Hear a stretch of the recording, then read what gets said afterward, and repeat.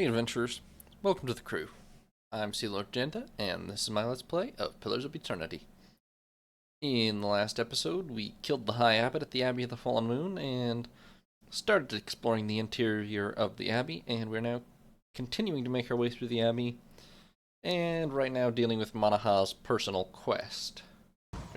It's here. Oh, The this is salt your thing. well.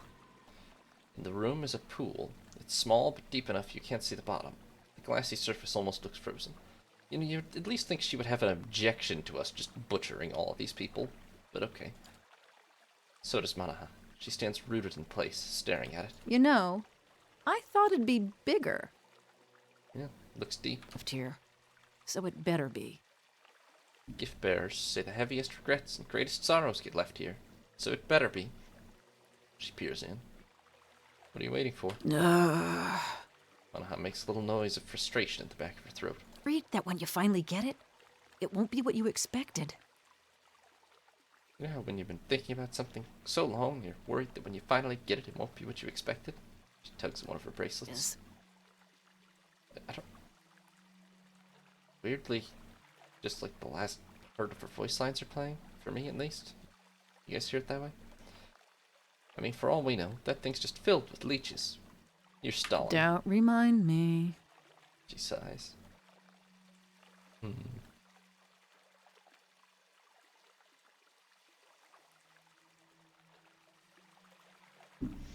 Well.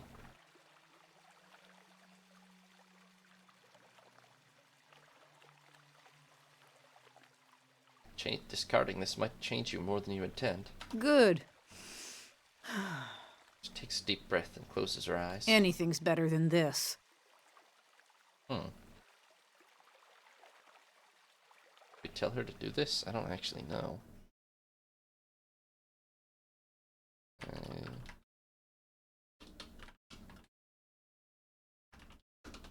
I'm gonna check quick, because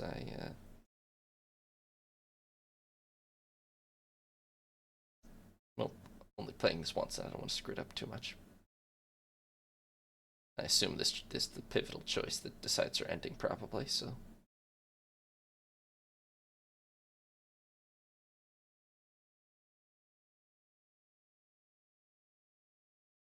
Let's see here.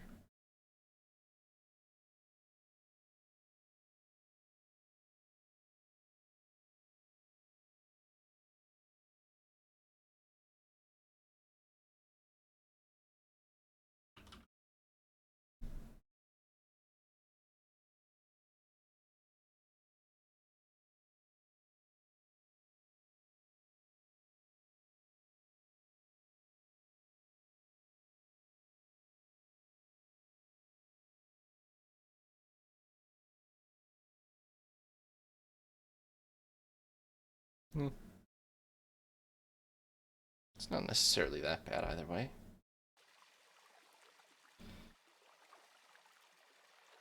I don't know that she should do this, Maneha. Really? She considers this with a furrowed brow and gritted teeth. At last, she shakes her head. Maybe not. But it's worth a try. Alright. She lets out a long, slow breath. Okay. Here goes. She shakes her arms and legs out with a jingling of metal. Striding forward, she steps into the pool. I missed the voice lines. Ooh, that's cold! She convulses with a sudden shiver, rattling her jewelry. She descends the steps until she's standing in water up to her neck. Hey, what year is it? Oh, very funny. She splashes frigid water in your direction. This is the right pool, isn't it? She frowns and cranes her neck around the room. Well, this is a temple to Andra. Maybe you need to give something up. Her eyes go wide and she snaps her fingers. I've got it! She digs through her pack and produces a thick bundle of cloth bound with leather. It's the same bundle you glimpsed earlier. She snaps the leather cords and unrolls the cloth, revealing a wine bottle.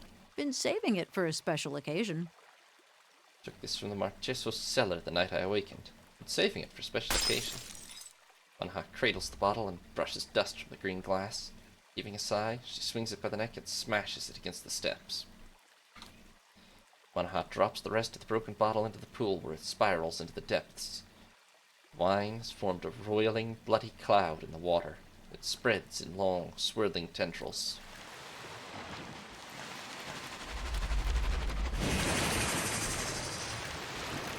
Oh, I say.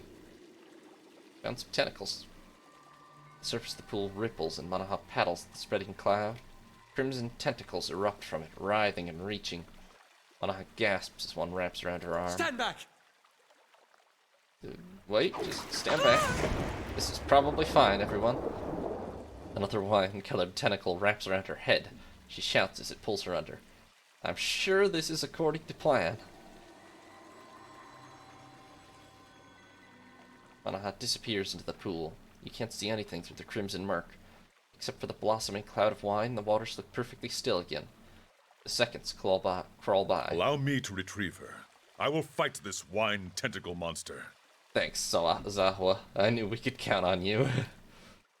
At last, bubbles break the surface.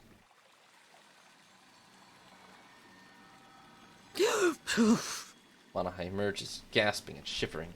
Her face is strangely slack and her eyes are bloodshot. What the hell just happened?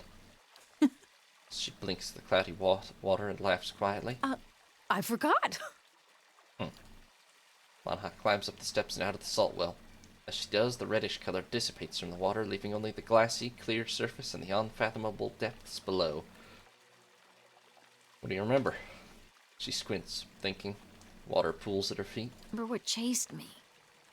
And I remember fear, but I don't remember what scared me. She looks back at the salt well. I gave something up, but I don't remember why. Then I think it worked. She tilts her head to one side and wiggles a finger in her ear until a spurt of water streams out. Oh, we're gonna have an ear infection. I'll take your word for it. Something drips onto the floor. She holds her right arm up and looks at the trickle of blood running from a cut in her hand. She takes the folded cloth, the one she'd wrapped the wine bottle in, from the floor and stanches the bleeding. Clean conscience, huh? She jerks her head toward the exit. I don't know if that's actually, If you say so. thinking about it, my preferred option, but, I don't think it's disastrous. St. Weigel's Cudgel. Damaging 3, inflicts persecuting for 6 seconds on hit. Alright. Brutal sort of club.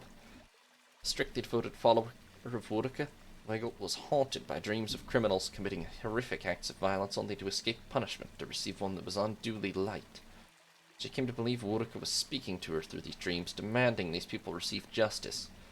Weigel found these criminals in hideouts and homes, and very often in jail, serving inadequate sentences.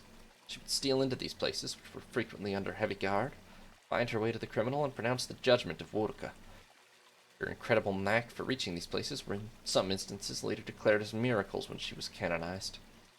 The criminal was lucky, it would only mean disfigurement, but most were executed on the spot with Weigel's cudgel. Eventually, Weigel's reputation spread too far, and many criminals that feared her began to set traps and issue bounties. When she was finally caught, she was clubbed to death with her own weapon. It's said that with her final words, she declared that she was a murderer, and that she deserved this fate. St. Weigel's cudgel is a simple spiked club with a leather-wrapped handle. The wood itself is irreversibly stained reddish-brown with the blood of criminals. Alright. Fun. Wholesome. Excellent.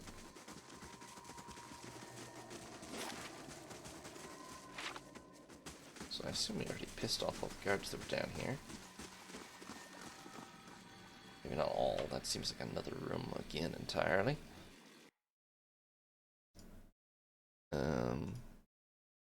Yeah, with Maneha, I'm just not sure if it's actually better that she should forget. I mean, I think maybe a lot of her character was shaped by it. But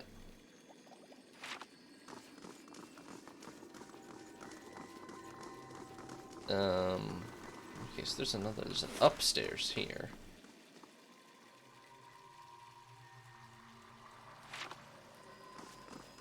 I don't know where that goes. I think downstairs is where I figured we had to go. Let me check if this is a new area or...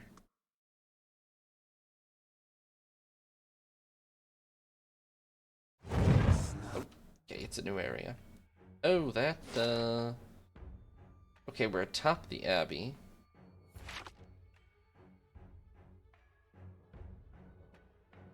This must be that thing that we need a thing from downstairs to get through.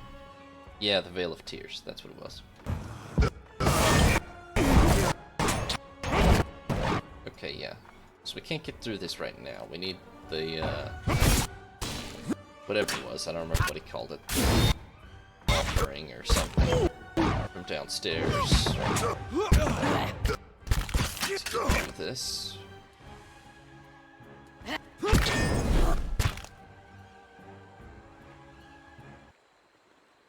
Quick poke around outside of it. Zala first. is ready.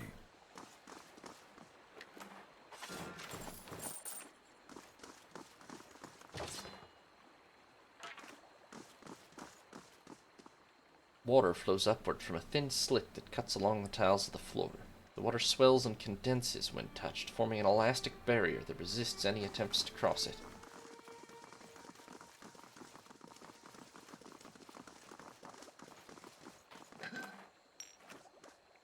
A couple of small things in the urn.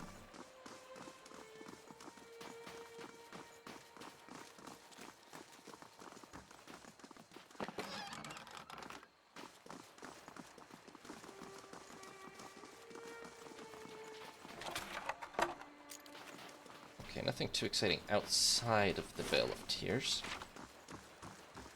We definitely can't get through it now. We've got to come back after we get the,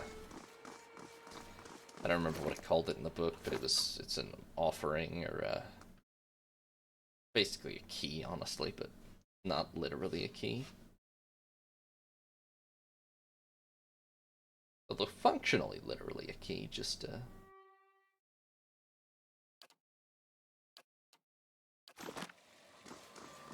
bit of a philosophical argument, that. Anyway, okay, down into the Halls of Silence is, I think, where we need to go, but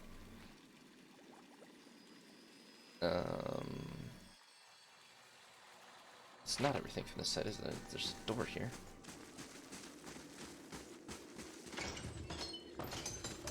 Oops. Hello. More hostile people. They are packed in densely in here, huh?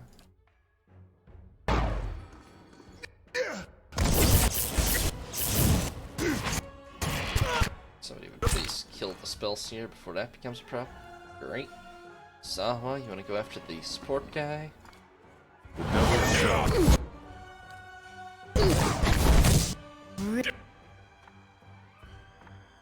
everyone else will try to kill the person with plate armor.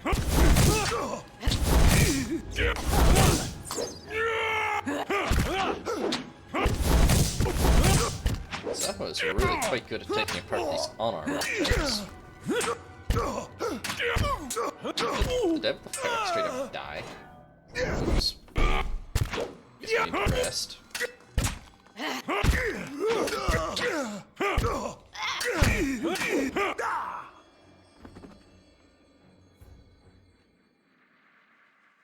Yeah, we have to rest or she will just die. Good.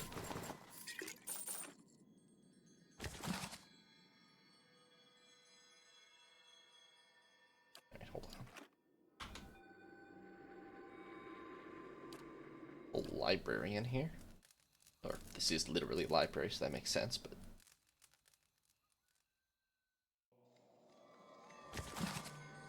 Monsters of the Deadfire Archipelago. Have I read this before? I don't remember it. The archipelago winds its way between the Great Eastern Ocean and the Restless Ocean. Hundreds of small islands in the midst of the water. Few dare brave its treacherous rapids, and fewer still have returned to tell tale of their adventures through it. Travel between the two oceans is virtually impossible. Great storms hammer any ships foolhardy enough to attempt to navigate, and this alone should be enough to deter anyone from attempting the voyage, as untold ships have gone down, tossed against the rocks. You know, I think I have read this before. Barbed Ravager, giant shark which has tremendous spines which are poisonous, One is 30 feet long. Winding serpent attacks in packs of 3 to 8, reminiscent of barracuda. Try to crack holes in ships and jump onto decks and pull crew into the ocean. Leviathan, like a whale but 10 times larger. Creates a whirlpool. Polpavir, man-sized, numerous. Lower halves are tentacles. Black hair. Mouths of teeth. Antennas. Fit through the slightest crack in a hole. Fun. Okay, Nasi talk poetry. The expedition. I move. There is no compulsion. It is not a need. But something pulls. I cannot deny its draw. The white wends out past my vision. Its fierce eyes watch me as I move.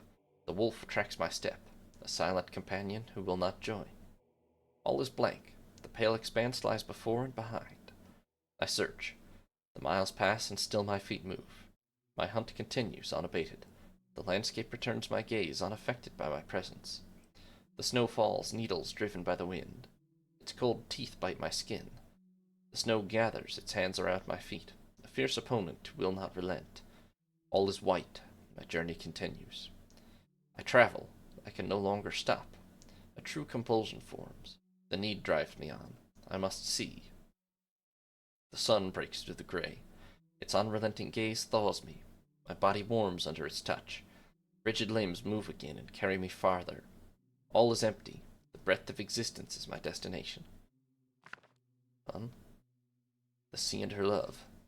The sea beheld her love, shining bright from on high. She bade him come down from his palace in the sky. Her love could not be swayed, so she took a peace into her heart, and all who saw her grief that day sleep in her bosom still. Oh man, there's a lot of these. Of all the stories of all the gods, no doubt one of the most charming is the legend of Abaddon's hands. In some cultures, Abaddon's hands are tiny, cheerful creatures that hide in the walls and in the cracks between paving stones. In others, they're silent men of stone who roam distant lands. In all such tales, however, there are Abaddon's constructs, built in his image to continue his good work of creating strong and wondrous things in this world. Thus, upon spiting a mighty mountain peak, or a row of Adra pillars, or another natural marvel, parents and nursemaids will tell young children that these are the work of Abaddon's hands. Such is the appeal of Abaddon as a deity, as it is through his legend that we recognize familiar shapes in the natural world. Thus, when we see a landform that resembles a colonnade, or an arched gate, or a mighty home, we see a hand and a purpose at work that is not unlike our own. And while Abaddon's own identity as a construct is alienating to some, to many of us his crude yet practical shape is comforting. While the other gods take the form of birds, beast, and the sea, Abaddon takes the shape of our most common tools and constructions. His debasement in a body of iron elevates our own works and labors, and it offers us a grand hope. For if a god could rebuild himself out of iron, what wonders might Kith create with their own hands? I'm still pretty sure I've read that. And that. Absolutely. Oh, these are the gods books. I might have read most all of them before, but I don't entirely remember.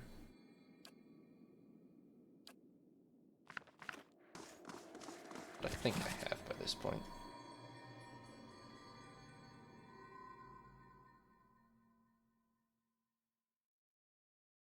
Have I read this one? Gift-bearer Ravandra is traveling along the road when she meets a man in tears holding a scrap of parchment. Why do you weep? Asks the gift-bearer. I hold here a letter from my wife. I tried to be a good husband, but the letter says that I was not, and she's gone to seek the company of a better man. Now this is all that remains of her. Give the letter to me, then, says the gift-bearer, for once you've forgotten the letter, your wife can cause you no further pain. The man gives her the letter and finds his tears have dried up. He thanks the gift-bearer and leaves at peace. The gift-bearer continues on, contemplating the man's story, but does not get far before she encounters an old woman in tears holding a string of beads. Why do you weep? Asks the gift-bearer. I hold here a string of beads that counted the years of my daughter's life. Sickness took her when she was still a child, and she was denied the joys of a full life, and I the joys of a mother. This is all that remains of her. Give the beads to me then, says the gift bearer. Once you have forgotten the beads, your daughter can truly rest. The old woman gives her the beads and finds her grief no longer gnaws at her soul. She thanks the gift bearer and leaves at peace. Thinking on the woman's pain, the gift bearer follows the road until she reaches the sea. In her hands she carries the letter and the beads.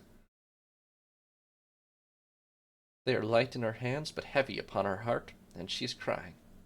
She prays to Andra to allow the objects to be forgotten and casts them into the water. And yet long after they've sunk beneath the waves, the gift-bearer finds herself still weeping. Merciful Andra, pleads the gift-bearer, in your service I have helped people forget their troubles. Yet though I pass them on to you, I feel them still as though they were mine. How can this be? The gift-bearer listens to the wisdom of the crashing waves until she understands. To feel the troubles of others in your soul is a burden itself. However, she has no token to give to Andra to bear it away, for the troubles are not hers to forget. I give myself to you then, says the gift-bearer, for once I am in your care, no memory may haunt me. With that, the tide comes forth and embraces the gift-bearer, and when it ebbs, she's gone. That does not actually sound like a very uplifting story.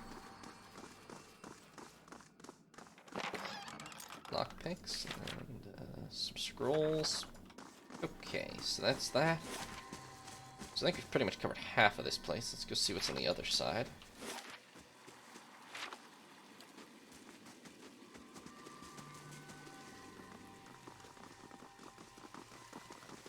More guards, I assume, but aside from that...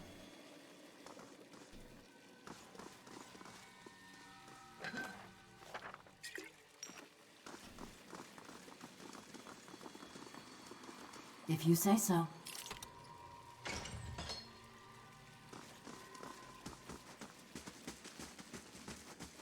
Yeah, this room doesn't seem to even be full of guards. Shocking, really. Potion of iron skin. Camping supplies to that. Oh, I can't. You gotta see this. Grab them. Trap. Containing traps.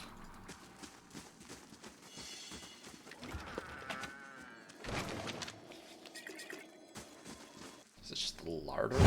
And guards.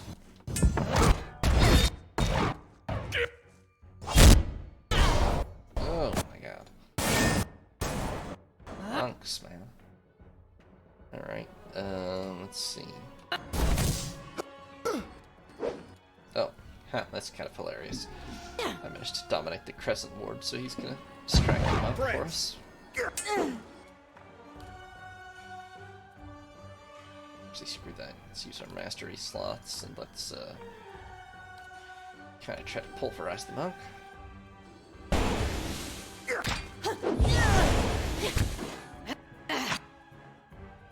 Yeah, saw that coming. Okay. Use your barbarian blow. Hey.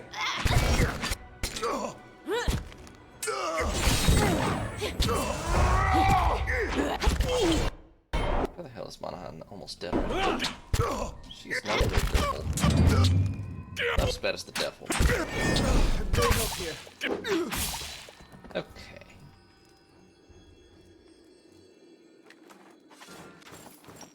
We've made a lot of gold in here. Despite the warmth of the nearby fires, a thin layer of frost clings to this store of supplies. Yeah, I guess this is just the pantry. The granary. Oh, hello. All of you. Lava. There's quite a few of you. Can't help but notice. I cast this with any kind of precision. That's not really gonna cut it. Well, I did kill one of them. Killed Zappa also, but... Right here. Vader's not dead though, so...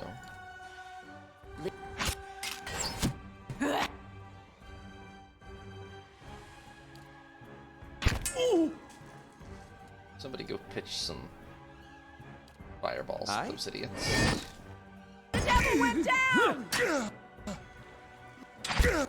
Yeah, that happens a lot.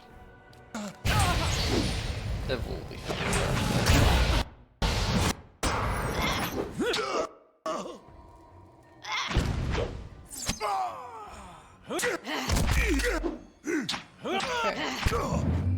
That was too bad to see.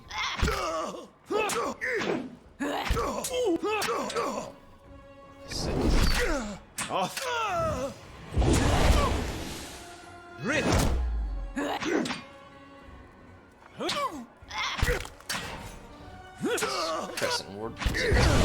Damn near invulnerable. There we go.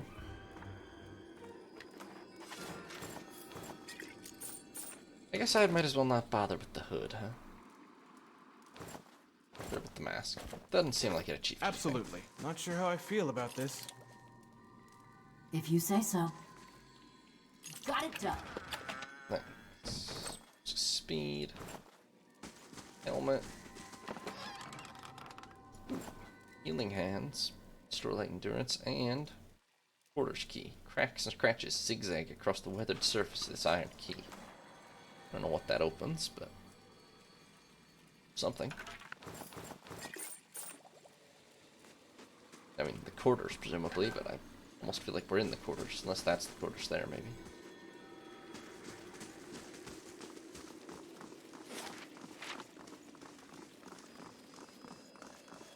Okay, so this is where that would have led. Oh, shoot. I was just about to save, too. That's right. This isn't too many. And there's a bunch more.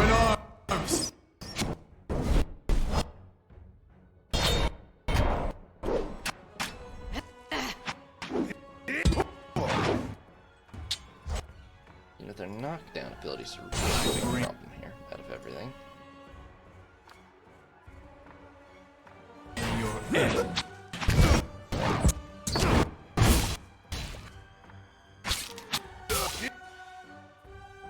Later, but you knock him on his ass, please. Yes?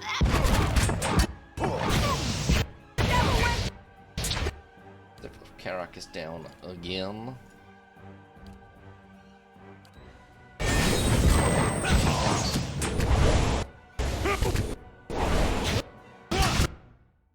Okay, Zahwa, can you disengage and you deal with That's not very... the Gale Singer?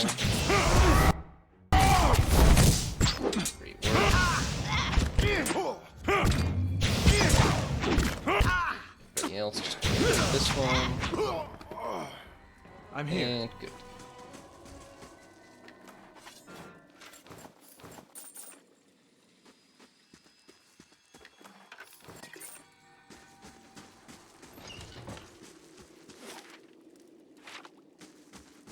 Alright, what else we got over here? Safe.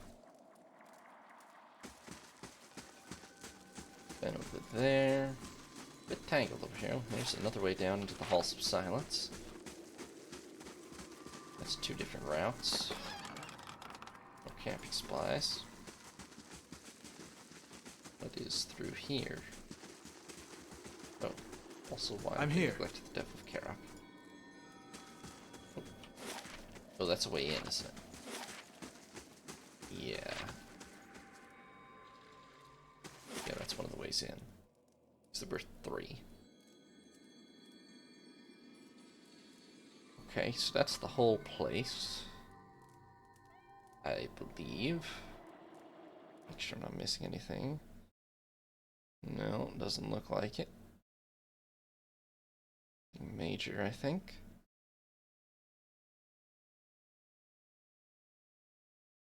So then, let's probably go down into the Halls of Silence, I guess. Perhaps they're even less well guarded. Probably not, but maybe.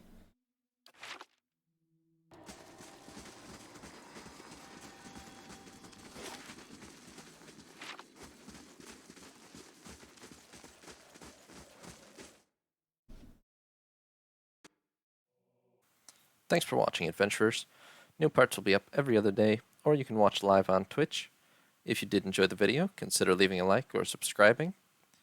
Have a nice day, adventurers. This is Sea Lord Janda, signing off.